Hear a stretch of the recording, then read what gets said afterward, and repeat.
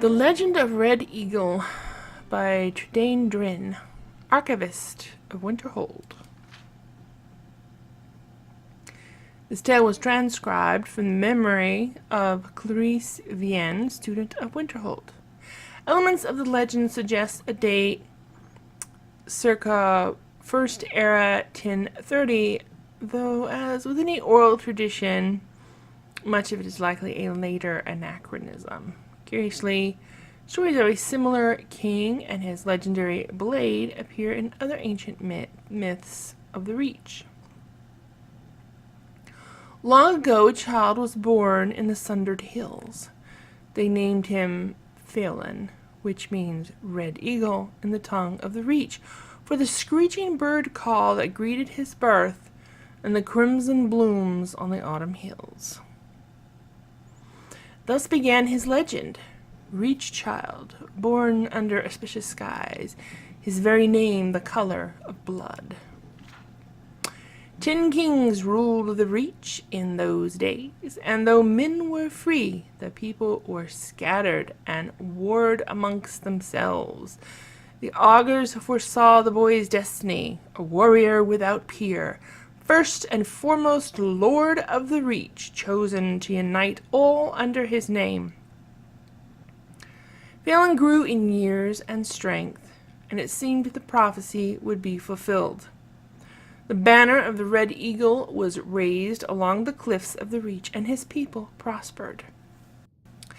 Then came Hestra, Empress of the South, riding to war. One by one the kings stood before her. One by one they fell aside, bending knee in imperial bargains or slaughtered on the battlefield. Her legions came at last to the Sundered Hills, and envoys were sent to bargain for their surrender. Phelan refused to yield the freedom of his people, but the elders were afraid, cast him out, and accepted the imperial yoke. Thus was stolen by the foreign invaders his land, his people, his very name. In the years that followed, Red Eagle became known as the untamed spirit of the Reach, unbowed, unbroken, stained by the blood of his foes.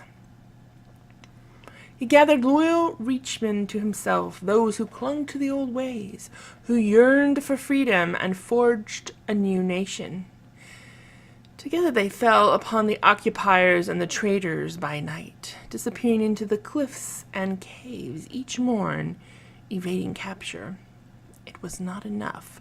For every imperial patrol and garrison they wiped out, yet more seemed to march from the green south to replace them.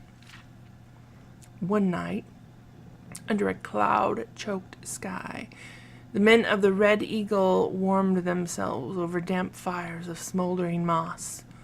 A huddled, shambling figure came to them, cloaked in rags, face cowled.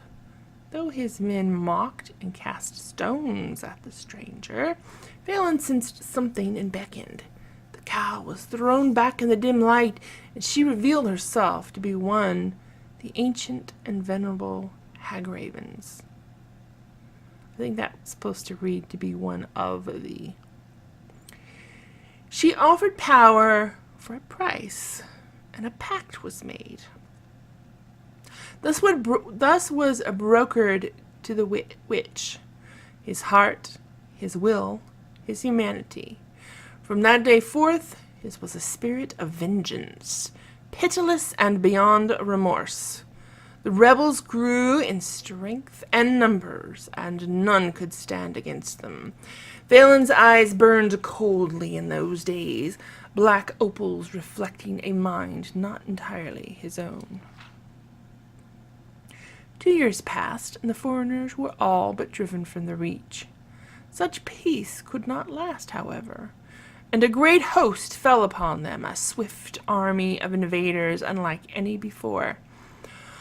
For a fortnight, Hestra's generals laid siege to Red Eagle's stronghold, till he himself came forth for battle, alone and robed in nothing but his righteous fury.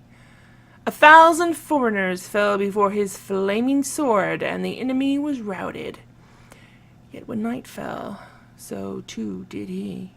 The warriors who came to him said Phelan's eyes were clear again on that final night. He was taken to the place prepared for him, a tomb hidden deep within the rock, a redoubt amongst the cliffs, near where the rivers split and rejoin. With his remaining strength he presented his sword to his people, and swore an oath. Fight on, and when at last the reach is free, his blade should be returned, that he might rise and lead them again. Thus was given for his people his life, his dream, his sword. But when every debt is repaid in blood, these he shall reclaim once more. Ah!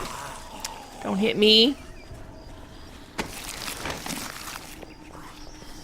Yeah, lots of zombies. Let's get out of here.